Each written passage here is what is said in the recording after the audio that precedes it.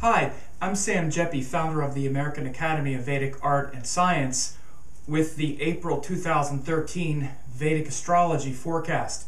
It's quite an exciting month coming up, a lot of interesting twists and turns, including a powerful lunar eclipse around the end of the month, and a lot of planets shifting from Pisces into Aries.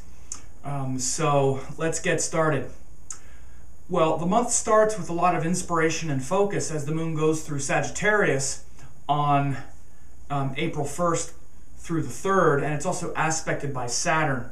So this is going to bring a lot of, as we say, hope and inspiration and purpose and dedication. So you want to be really concentrating on your spiritual practices and really connecting with your higher sense of meaning and purpose at the beginning of the month. It's a great way to start the month off.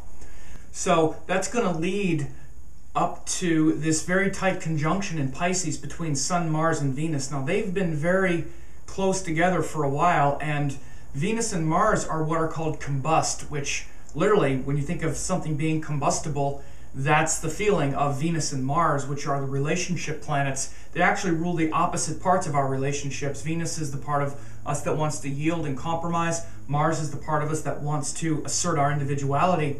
And when they get really close to the Sun, they become like flashpoints, and they can be very touchy, and we can tend to overexpress our desire to compromise and our desire to want to assert our individuality. So there could be a lot of this kind of inner conflicts, especially in your partnerships, that you've been experiencing since the end of March, and this can carry through until early April, as Venus, Mars, and the Sun will be combust for quite a while.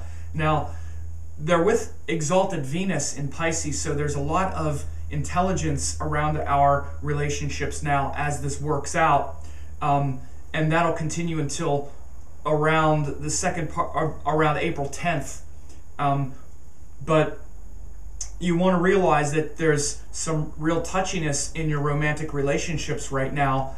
But you know, all of this is being helped because Venus and Jupiter are also in an exchange with each other. So there's a lot of higher lessons being learned, and April 5th through the 8th, you can really feel a lot of this volatility as Venus, Mars, and the Sun are all very close together in Pisces, and also getting close to the new moon, which, by the way, happens on April 9th. So April 9th, we have the new moon, which comes together in Pisces.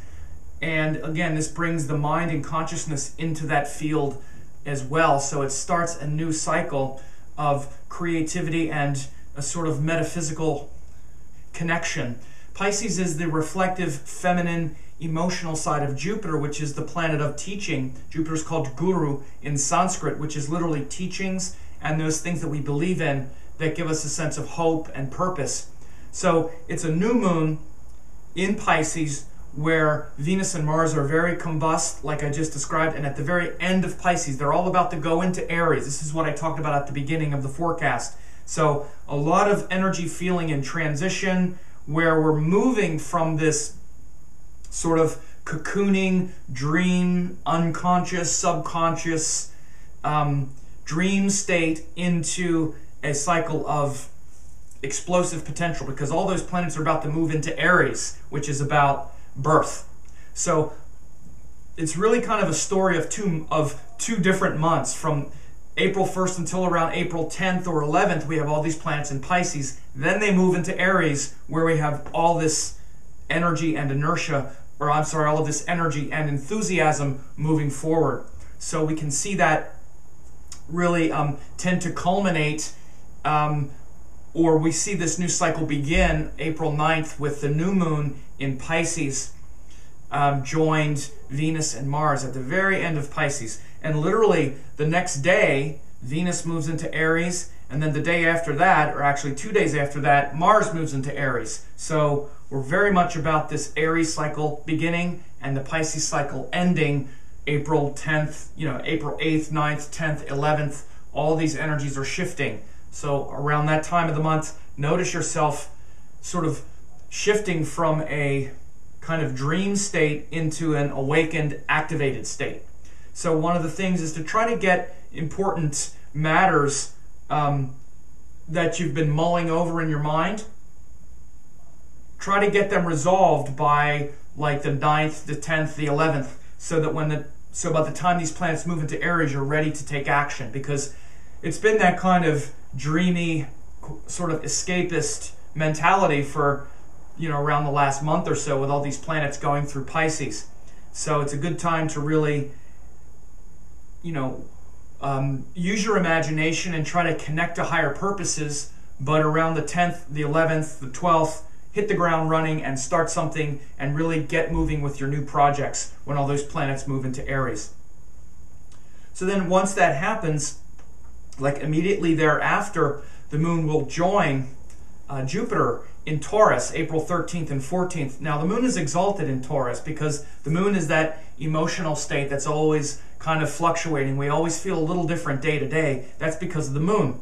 And so the moon moves into Taurus in its sign of exaltation, April 13th and 14th. It's exalted there because Taurus is very solid and stable, and the moon is like water, which is, very, up and down and emotional and changeable. So the fixed Earth of Taurus will bring a lot of emotional stability, April 13th and 14th, and it's joined Jupiter, which is, as I already said, that planet of teaching, of guru, and higher sense of meaning and purpose.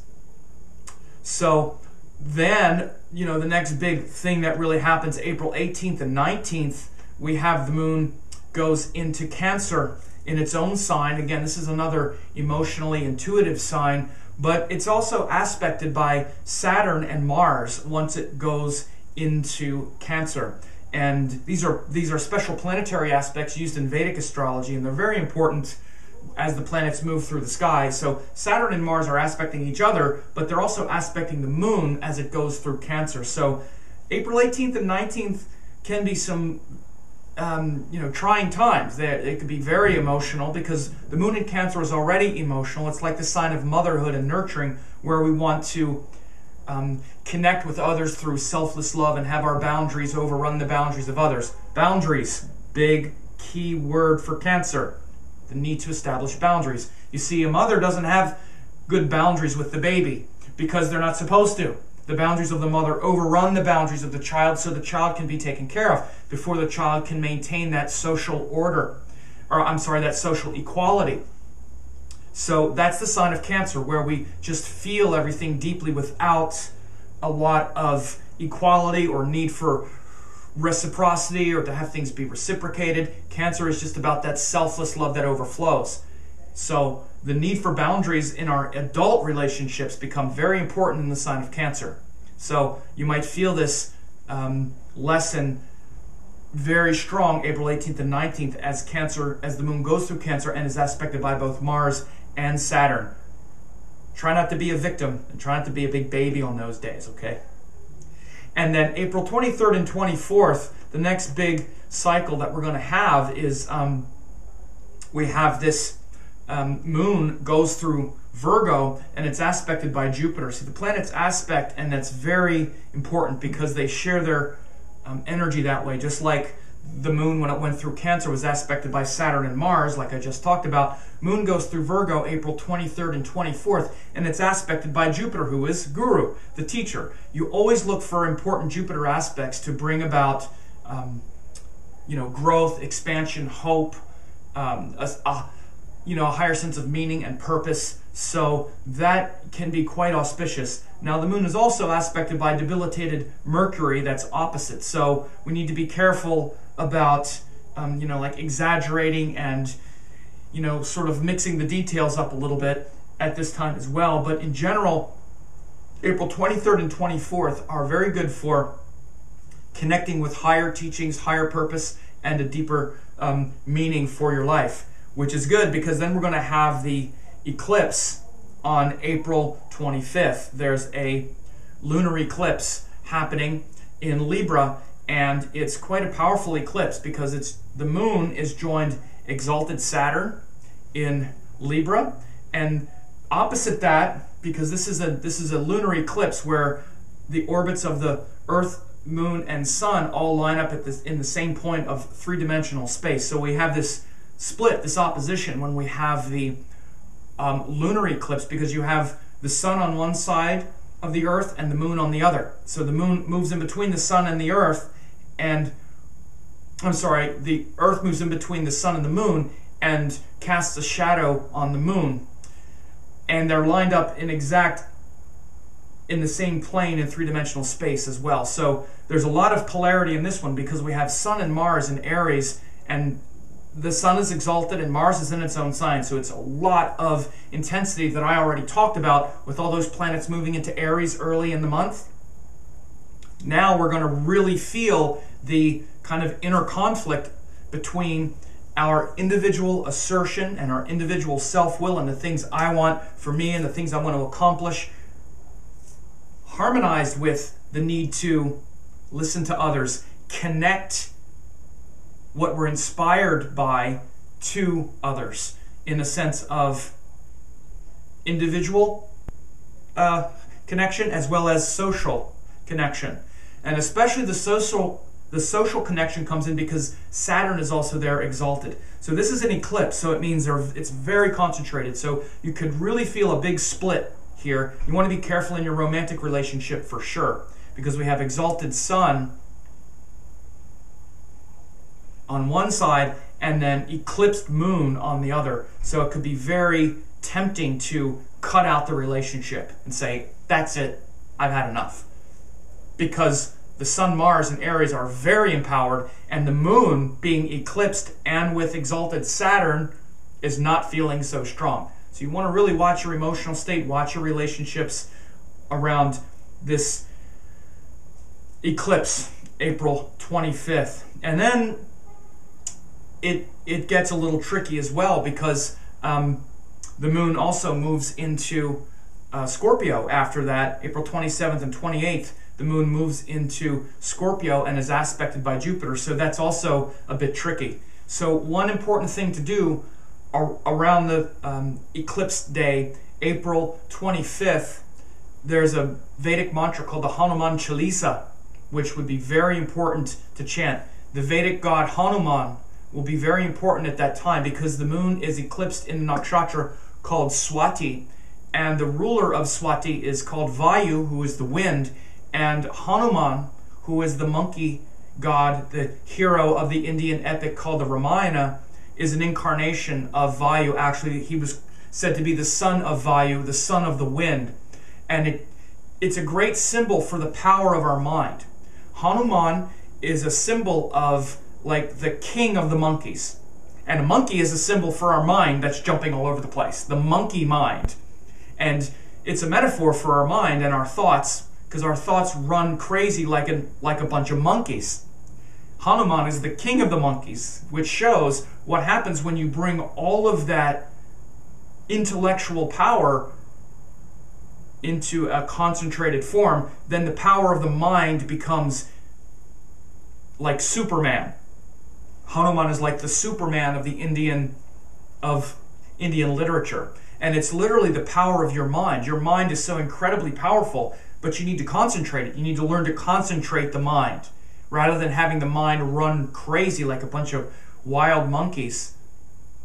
So this is a very powerful metaphor for that full moon, especially that full moon eclipse on April 25th. So listen to the Hanuman Chalisa, or get an image of the Hanuman, of Hanuman, and have that inspire you, instead of having your monkey mind say, that's it, I'm out of here, and freak out. Stay focused and grounded, especially in any kind of spiritual practices like yoga or things that make you physically strong. Hanuman is also related to Mars, and so that can really take you through, especially because the couple days after that, April 27th and 28th, the Moon will be debilitated in Scorpio, where it could be even more difficult, because Scorpio is where we have a lot of imagined fears. Remember, we said the Moon is exalted in Taurus, which is opposite, because Taurus is very solid and stable. Scorpio is opposite, that's very restless, emotionally restless.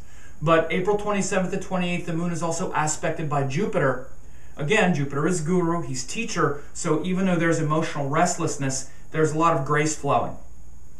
So that full moon eclipse on April 25th is big. However, it's sandwiched between these Jupiter aspects. Because remember, on the couple days before that eclipse, the moon went through Virgo, which was aspected by Jupiter. Then right afterwards, when the moon goes through Scorpio, it's aspected by Jupiter again. So there's a lot of God's grace flowing, a lot of potential, especially with all those planets in Aries. After the 10th of April, a lot of capacity to act with courage and strength and will, but don't lose your connection to especially your romantic partners or those other people in your life, because you want them in your life, obviously, but you also need to connect your vision with other people.